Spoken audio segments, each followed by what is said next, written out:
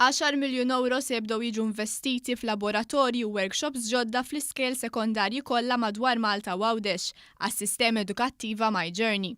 Inizjattiva li tagħti opportunità lil eluf ta' studenti biex jitgħallmu u jitħarġu f'suġġetti vokazzjonali differenti.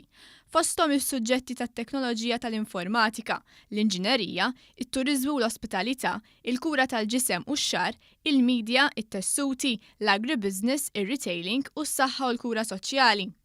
Fil-fatt, klassijiet fi skejjel se jinbidlu f'ristorant, kċina u kamra tas-sodda fost oħrajn sabiex l-istudenti jitgħallmu b'mod prattiku.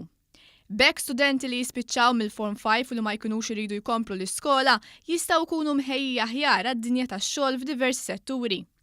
Il-Ministru għall-Edukazzjoni Evarist Bartolo qal li dawn il-klassijiet se jimlew il-vojt li ħallew warahom l-għeluq tal-iskejl ta' Snajja.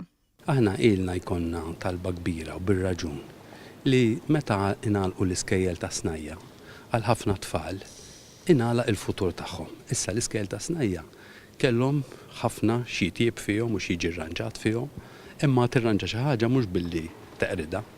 Trid toħloq opportunità aħjar u aħna li qed nagħmlu li fl-iskejjel tagħna qed nagħtu ċans biex jinħolqu programmi fejn niżviluppaw il-ħiliet ta' tfal tagħna. It-tfal huma kapaċi f'oqsma differenti.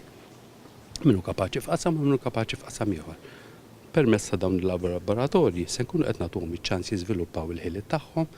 Dwar l-iskema ta' trasport b'xejn għall-istudenti kollha, il-Ministru Evarist Bartolo qal li b'kollox 26,000 student qegħdin jagħmlu użu minn din is-sistema u fadal biss 500 student li qegħdin fil-proċess li jinstabilhom servizz ta' trasport.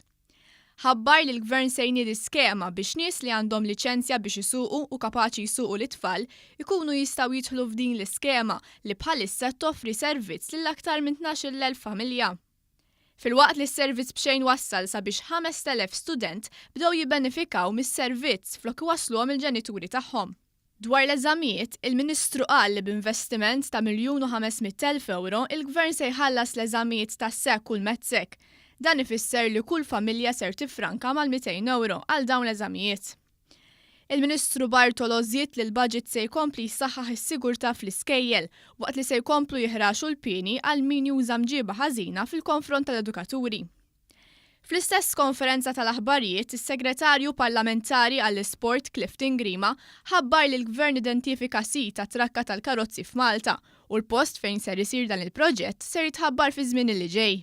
Diġà sar investiment f'dak li għandu x'jaqsam mal-hill climb ġewwa l-imtaħleb, sar investiment anke billi qegħdin ngħinu l-kwarta mil ġewwa Ħalfar, issa l-investiment li jmiss huwa proprju li jkollna din it-trakka tal-karozzi li tilħaq l-aspettattivi propju tad-dilettanti tal-isport ġewwa pajjiżna.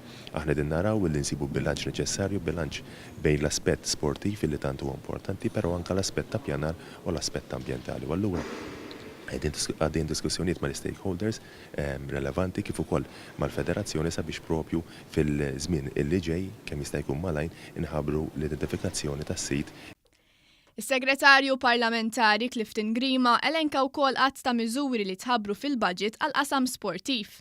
Ewlenin fosthom Akkademja tal-Snooker fl-Iskola ta' Marja Assunta u pixxina tad-Daqs Olimpiku fil-Kumpless Sportiv tal-Kottonera.